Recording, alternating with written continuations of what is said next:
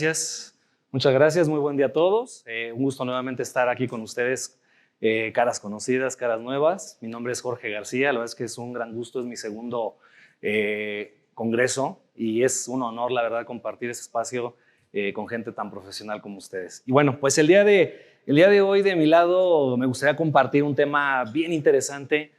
La verdad es que va muy a tono y complemento aquí con el compañero Misael, que ya nos hizo una excelente presentación acerca de las recomendaciones de los warehouses, de los centros de fulfillment. Y bueno, pues vamos a complementar parte de esa información porque son retos bien interesantes que hay en el día a día, en los despliegues, que son bastante retadores y que aunque tengas la experiencia y la sigas ganando, realmente siempre vas a tener que estar aprendiendo nuevas cosas y pues qué mejor llevarnos siempre experiencias de todos, ¿no? Entonces, pues espero sea útil parte de esta información que quiero compartir con ustedes. Los famosos CEDIs, como le llamamos en México, los warehouses, como le llaman su nombre, su anglicismo, son retos bien interesantes. En lo personal me ha tocado también estar ahí, como les ha tocado seguramente a muchos de ustedes. Y la verdad es que tienen unas variantes enormes, como lo hemos visto, ¿no? Misael nos platicó varios de ellos, pero por ejemplo, ¿qué consideraciones puedo tomar de este tipo de entornos, ¿no? El tipo de infraestructura que tengo, el tipo de material que voy a estar empleando básicamente en este tipo de lugares, ¿no?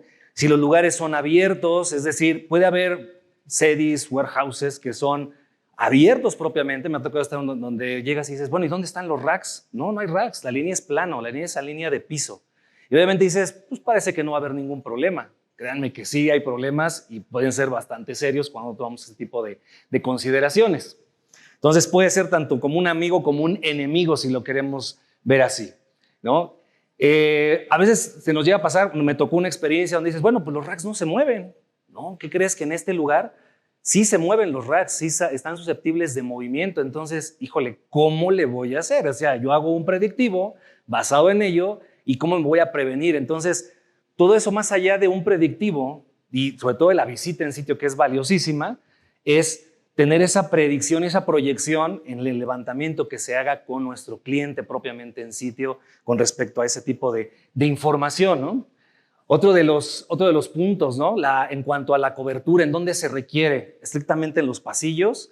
A veces se nos puede pasar el tema de que pensamos que todo es a nivel de piso, pero ¿qué pasa con los montacargas que tienen los famosos handhelds incrustados?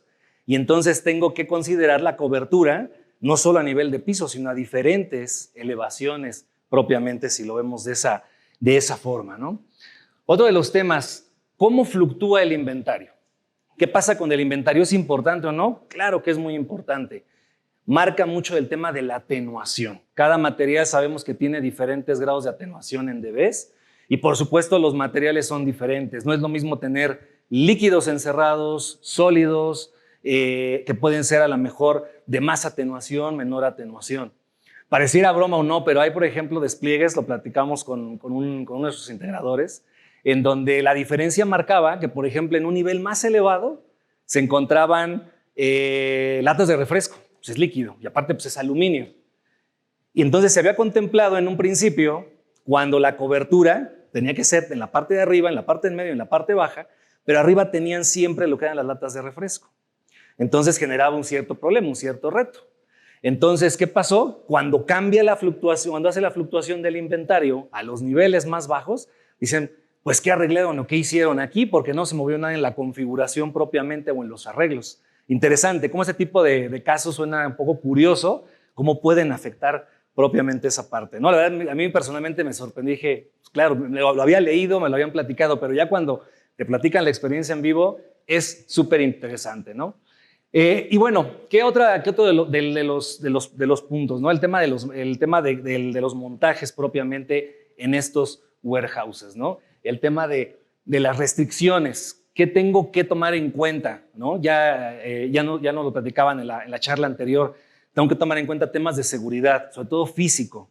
De igual manera, compartiendo la misma experiencia, llegamos a un CEDIS donde decían, por favor, no me lo vayas a poner el access point a 2 metros debajo del techo, porque ¿qué crees? Que llega el montacargas y los vuela. No se dan cuenta los operadores que eso es un equipo de comunicaciones, o de repente parece más importante la operación per se, obviamente, la seguridad, por supuesto, física, pero llegan a elevar las cargas y entonces llegan a volar los dispositivos en ese sentido, ¿no? Pareciera un poco curioso, probablemente pasa, ¿no? Y nos mostró equipos que se habían ya dañado de esa manera. Otro de los puntos, por supuesto, ¿dónde están los centros de conexión? ¿Dónde están los famosos IDFs? Precisamente para ver toda la parte de las trayectorias, de dónde parte, hasta dónde puedo cablear, hasta dónde me lo permite el famoso UTP, dónde tengo que migrar a fibra, dónde tengo que incrustar un IDF intermedio o un pequeño IDF en ese contexto, ¿no? Y bueno, ¿qué pasa, por ejemplo? Bueno, ya habíamos platicado un tema del inventario, que es sumamente importante para tomar en cuenta. ¿Dónde ganamos todo esto? En el pre-assessment. Recordemos, es súper importante. Esa encuesta, antes de llevar, sí, te voy a compartir, cliente, dame tus planos, perfecto. Hagamos un pre-assessment. A veces por las distancias no se puede, hagamos una sesión, hagamos un levantamiento con el mayor detalle posible, que es sumamente valioso y que vamos a ir a complementar tanto como sea posible con esa visita, que sobre todo en este tipo de despliegues es fundamental. Ya tocamos una parte que es la infraestructura como tal del centro. ¿Qué pasa ahora con los dispositivos per se? Igual como en un ambiente enterprise, como en un ambiente tradicional, los dispositivos, los famosos SDA, son fundamentales en este caso. Entonces, debo de conocer a qué tipo de dispositivos me voy a enfrentar o le voy a dar servicio. Generalmente son, no me dejan mentir, varios de ellos, no todos, son dispositivos relativamente ya un poco legacy, con tecnología, las famosas handhelds, a veces no llegan ni siquiera a Wi-Fi 5 en un momento dado, por ejemplo. Inclusive a lo mejor el tema del MIMO no hace tanto sentido, son dispositivos ISO propiamente. Entonces todo esto lo vamos ganando a nivel de levantamiento, como lo platicamos. ¿Qué otro de los puntos? ¿Qué cantidad de dispositivos voy a tener? ¿Qué tipo de aplicativos van a correr? A veces lo podemos omitir, decir, pues es un tráfico de baja densidad, podría ser, pero tengo que estar consciente qué tipo de dispositivo es. El tema de las frecuencias en las que va a trabajar, a veces es unibanda, a veces doble banda, los más modernos en un momento dado. Entonces, tenemos que ocuparnos de todo este tipo de elementos, ¿no? Por ejemplo, ¿ok? Ahora, importantísimo, la rotación de los dispositivos, de los dispositivos finales. ¿Qué tanto, cliente, cuándo renovaste tu infraestructura de handhelds? ¿En qué momento lo hiciste? ¿Hace cuánto? ¿Cuál es tu prospección de renovación tecnológica? Es un punto muy crítico porque entonces me permite tener esa flexibilidad de diseño, decir, o te prometo la supercarretera, que prácticamente a veces puede ser un poco sobrada, dependiendo, no nos dejarán mentir, a veces llegamos con diseños que pueden ser sobrados en un momento dado porque el cliente dice, quiero la última tecnología. Pues sí, pero ¿qué tipo de dispositivos, qué tipo de carretera quieres implementar? ¿Qué tipo, ahora sí vamos a llamarlo en la metáfora, qué tipo de autos van a correr por esta autopista? No, pues vamos a correr de media gama, alta gama muy poco. Bueno, pues entonces preparemos una infraestructura lo más a la medida que te va a beneficiar en ese contexto, ¿no? Prácticamente si lo vemos de esa manera. ¿Ok? Importantísimo. ¿Qué pasa en los warehouses, en los fulfillments? Están constantemente caminando, son los montacargas famosos, los operadores. ¿Qué pasa con las características de roaming de esos dispositivos? Es importante saberlos. ¿El dispositivo final soporta roaming? ¿Qué tipo de roaming? ¿Cumple las enmiendas de la parte de roaming en un momento dado? ¿Fast roaming puede hacer? Ese tipo de cuestiones, importante hacerlo. Sabemos que cuando a veces llegamos a usar esa característica que puede ser bondadosa o a veces puede ser enemiga, dependiendo del caso, pues tenemos que tomarla en cuenta para saber si nos va a beneficiar o simplemente no la aprendemos porque el dispositivo simplemente no la entiende porque es muy viejo en un momento dado, ¿no? Y lo queremos ver de esa manera, ¿ok? Tema de actualización también tecnológica en software o firmware, importante. Oye, pues sí, mira, estos STAs los compré hace como 4 años, pero nunca le han dado mantenimiento. Aquí se olvidó el proveedor, no pasó nada y pues bueno, importante, ¿qué tan actualizada está la plataforma? ¿Por qué? Porque sabemos que es el tema de los drivers hacia la parte de Wi-Fi, básicamente. ¿Muy bien? Perfecto. Y bueno, a veces nos llegamos no a olvidar, pero decir, bueno, pues esto es un centro de distribución, pero el tema de seguridad importante, por supuesto. ¿Qué tipo de protocolos de seguridad voy a meter ahí en ese contexto? Y bueno, pasemos al siguiente punto, algunos ejemplos y de los retos. La pregunta a veces del millón, ¿dónde pongo el AP? ¿Lo pongo al fondo del pasillo? ¿Lo pongo en medio? ¿Lo pongo incrustado en los pilares de los soportes metálicos?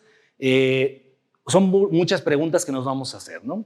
Bueno, ¿qué tenemos que hacer? Obviamente ya hicimos un pre-assessment, ya hicimos todo un levantamiento, pues ahora usemos las herramientas propiamente, como ya sabemos.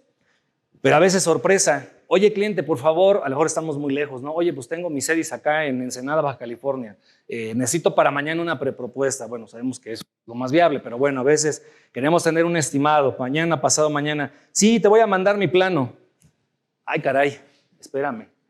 Y lo ves y dices, híjole, y a veces te dan el Excel y el PDF y de repente dices, oye, pues no, ¿qué crees? Aunque sea, mándame fotos, ¿no? Entonces, qué importante es. Y es que a veces así nos lo proporciona, desafortunadamente, ¿no? Es un tema de cultura técnica, pero es importantísimo, es lo que tenemos. A veces, no es que tengamos que trabajar con eso, pero sí tenemos que buscar el complemento, ¿no? Pero bueno, ya pasando a un tema ya formal, entonces es, bueno, ya tengo un famoso layado, tengo un floor plan. Entonces, ¿dónde voy a poner los APs? Vamos a ponerlos al fondo, por ejemplo, en cada pasillo, APs direccionales, sectoriales, propiamente hablando, ¿no? ¿Cómo se ve el mapa de calor? Pues mira, sí se ve bien, pero yo creo que podemos mejorarlo, ¿no? Hay algunas zonas por ahí que podemos seguir cubriendo, hay algunos retos que puede haber ahí que es una probable interferencia, en dado caso cocanal, o dependiendo el modelo, dependiendo de la radiación y del óvulo propiamente. Entonces, ¿por qué no pensar y ser un poco más creativos? No quiere decir que sea siempre una receta, propiamente, pero podemos indagar otros modelos. La primera vez que yo vi este modelo, dice, a ver, lo pone en medio. ¿Será? ¿Será que en medio? Bueno, pues vamos a ver, vamos a moverlo, vamos a verificarlo, ¿no? Y bueno, pues algunos ejercicios dependerá, pues parece que la cobertura, parece que la mancha de calor es bastante aceptable. Ojo, no es la panacea, no es que tenga que ser así. Acordemos que esto va a depender mucho de qué hay aquí en este tipo de material, cómo estoy simulando, cómo lo podemos ganar con el pre-assessment que hicimos, con el tema de qué materiales hay.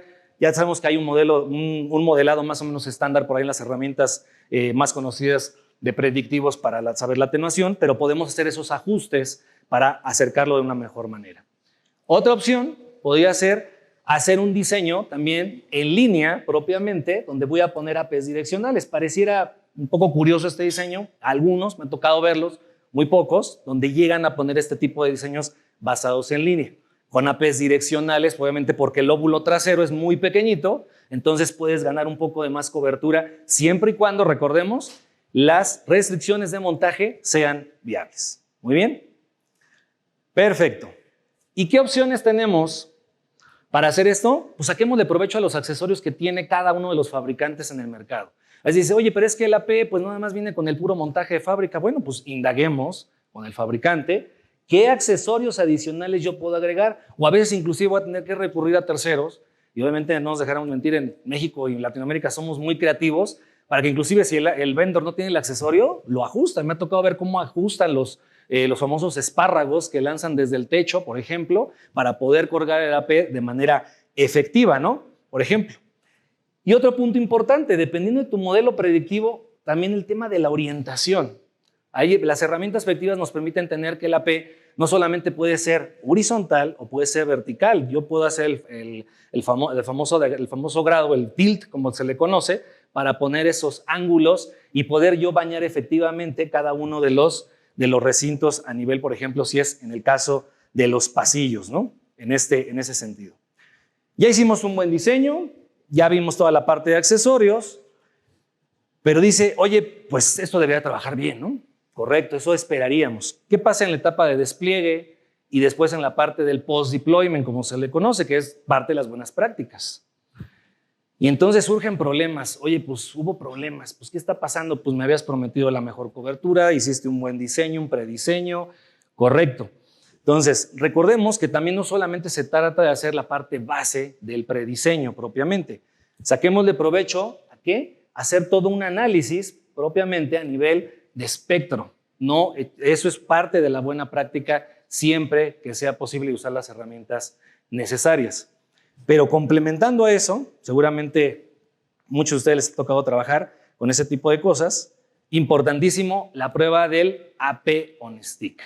¿Qué tan importante es? Mucho, porque a lo mejor dices, yo ya me senté en el escritorio a hacer el predictivo, tengo el AP, ya lo modelé, ¿será cierto que me dé el rendimiento que dice la herramienta? La herramienta obviamente pues hace lo más posible de acuerdo a la alimentación, de acuerdo al tipo de información con que tú lo alimentes, por supuesto. Pero ¿qué pasa ya en la vida real? Siempre como que queda esa pequeña duda de ¿será realmente lo que necesito? Entonces, vayamos, siempre que es posible, el AP que modelé, siempre que es posible tenerlo, lo monto en un ambiente de pruebas para hacerle pruebas de desempeño, pruebas de cobertura. Pruebas de desempeño hay muchas herramientas que podemos sacar en el mercado. WLAMPI es uno de ellos. Algo más básico, un iPerf, por ejemplo, local, no necesitamos salir de internet. Lanzamos nuestra máquina con un servidor de iPerf, lanzamos un dispositivo de prueba, lanzamos una AP, nos llevamos un Power Injector, hacemos las simulaciones pertinentes y quedamos un poco más tranquilos, satisfechos o insatisfechos, porque dices, ¿sabes qué? El modelo predictivo me dio esto, pero realmente en la realidad ya vi que la atenuación es mucho menor. O inclusive el AP on Stick me sirve para decir, a ver, me voy a poner detrás del rack donde yo dije tantos dB de atenuación hay y me pongo detrás de él y voy a hacer la medición para ver si realmente esa atenuación es la que estamos simulando de una mejor manera, ¿no? Segundo punto, acepto los parámetros de RF por default de las principales plataformas. Yo les diría, no siempre es dependiendo y hay que conocer obviamente cada plataforma, cada uno de los parámetros, por supuesto, hablando de forma agnóstica, revisemos cuáles son esos parámetros por default. No necesariamente es lo que nos va a servir. Que a veces el autoajuste de potencias, que la autocanalización, preguntémoslo, cuestionémoslo. No hay una receta como tal, como les digo. No podría decirles nunca hagan caso a los de default. A veces podría ser que parte es un híbrido en un momento dado. Y qué mejor ahora sacar provecho de los mecanismos que nos están invadiendo de manera, vamos a llamarlo positiva, los elementos de inteligencia artificial y machine learning para poder hacer un diseño todavía más óptimo, las máquinas que pueden hacer este trabajo por nosotros para ver si este diseño está cumpliendo con sus expectativas. Entonces, es un cúmulo de parámetros, es un cúmulo de consideraciones. Creo que los warehouses es un ejemplo muy peculiar, pero lo podemos reproducir a otras arenas, vamos a llamarlo en ese sentido, a otros venues que tienen grandes desafíos, ¿no? Y bueno, pues prácticamente yo con esto concluyo. Espero sea de utilidad. Ha sido un placer compartir aquí con ustedes este espacio y pues muchas gracias.